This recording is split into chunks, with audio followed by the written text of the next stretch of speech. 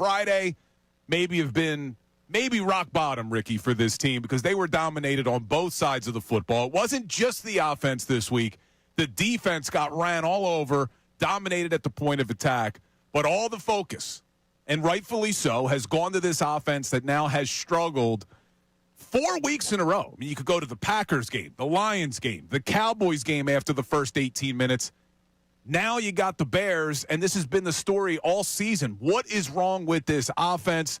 A lot of fans seem to think it's just Kevin Patullo. I'm not so sure I agree, Ricky. You know what? It's not. It's not just him. They're not getting the running game going. That's first and foremost.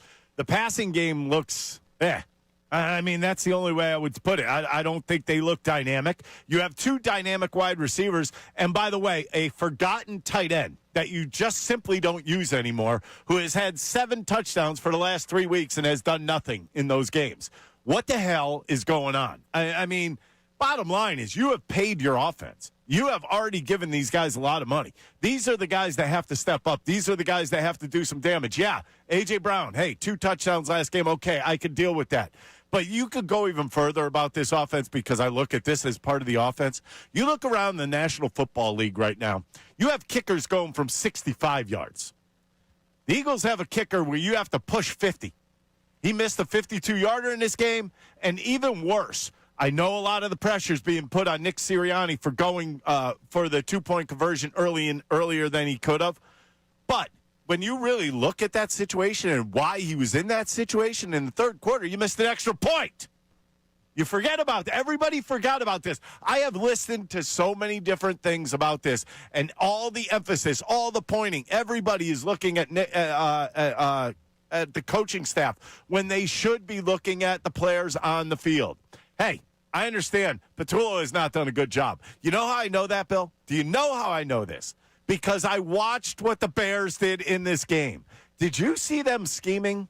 Did you see what they were doing with their tight ends in motion? And instead of using 2 down linemen to block a Jalen Carter or a Jordan Davis, they would put the tight end in motion and have him do a seal block to open up holes. That, to me, is something called creativity, something that we're not seeing from the Eagles offense at all, Bill.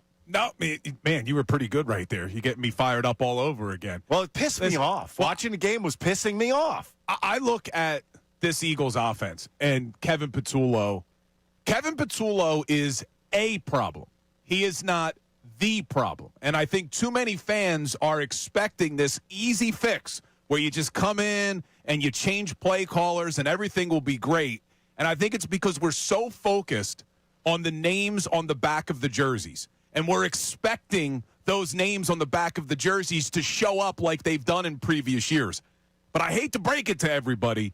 If you took the names off the back of the jerseys and you just went and watched the film, they're not playing like those guys. Cam Jurgens doesn't look the same. Landon Dickerson doesn't look the same. Jordan Mailata doesn't look the same. Saquon Barkley doesn't look the same.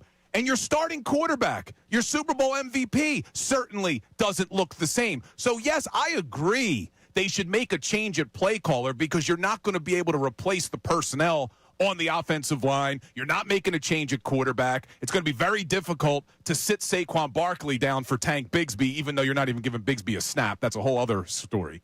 But I don't believe that is going to just miraculously turn these guys back into who they were last year, Ricky.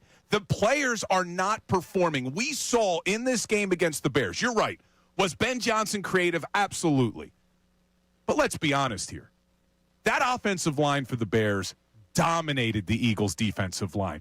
They look like one of the best offensive lines in football. You can't say that anymore about this Eagles offensive line. They have failed to open up holes all season long. They have failed to block even in the passing attack all season long. But when they do create some time for Jalen, and when Kevin Patullo is creative and designs plays that gets his receivers wide open, what did we see in the Bears game? Hurts missed them. He misses Devontae Smith. He misses Dallas Goedert up the seam who's wide open. He's underthrowing Devontae on a deep ball that had a great scheme. Devontae matched up on a Bears linebacker. That's exactly what you want on a wheel route. What happens? Hurts underthrows him. So, yeah, Patullo is a problem, but I don't think bringing in a new play caller is instantly going to make all these guys turn back the clock and play like they did last season. I think there's something interesting that you said there. I think what we see in this offense is the names on the back.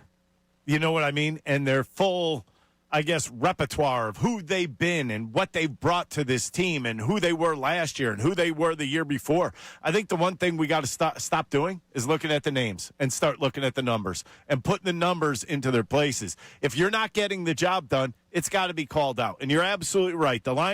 The offensive line has not been good pretty much all season long. And we know a lot of it does have to do with physicality and where they are with their health. I don't think they have been healthy all season long with the exception of Jordan Mailata. I mean, you look at the line of scrimmage, you know something has been a little bit off there all season. You look at Saquon Barkley, 2-6, we'll call him. He has not looked the same. Nope. Okay?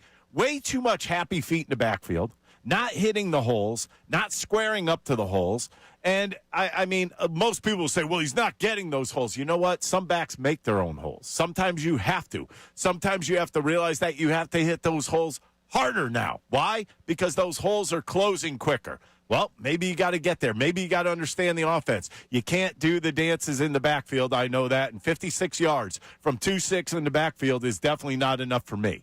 I do think it stems from everybody that steps on that field. I don't care who you are as the play caller. If you're given the play and everybody's at 100% and everybody's doing what they're supposed to be doing as a unit, you know how Vic Fangio loves to say, one guy does not make the defense, 11 guys makes the unit, which equals up to that defense. And that, to me, maybe that's the type of motto they have to go with on the offensive end, because you have guys that aren't doing their jobs, not getting their jobs done, getting beat on the offensive line, pre-snap penalties. How about that?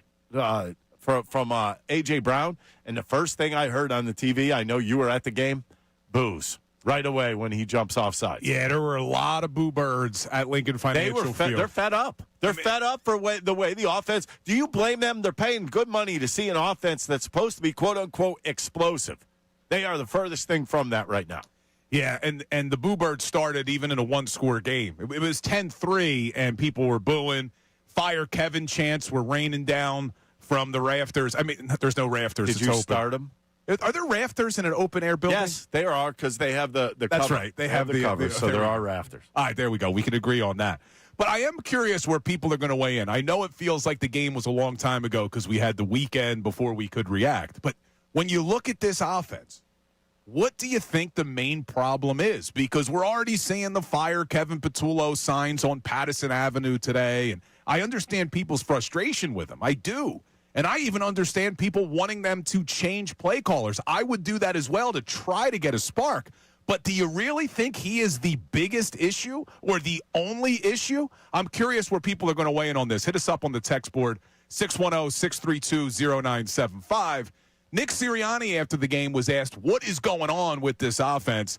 He said it's a collective thing. Listen to Nick Sirianni. We all collectively have to do a better job, and that's going to be starting with us as coaches, starting with me as a coach, finding solutions, getting the offense going. And so I'll put that, on us as a staff and put that on me most individually there to help get this thing pointed in the right direction. But it's the greatest team sport there is, and it's never about one person. We all have to look internally and all have to get better, and coaches and players. All right, so that's coach speak. And we're going to hear from the head coach again today at 3:15. We're all in this together. That's what that just was. Together, that was High School Musical for you there. I was impressed. That was pretty good. Look at him singing today. What's up, everybody? It's Bill Colarulo from Unfiltered with Ricky Bo and Bill Colarulo. Thanks for watching. Make sure you're subscribed to our YouTube channel because we post a ton of content. It's not just what you hear on air. We're posting content all day long. We do some things before the show, after the show, even stuff during the show. So subscribe, like, do whatever you got to do. We got all this content coming to you every single day.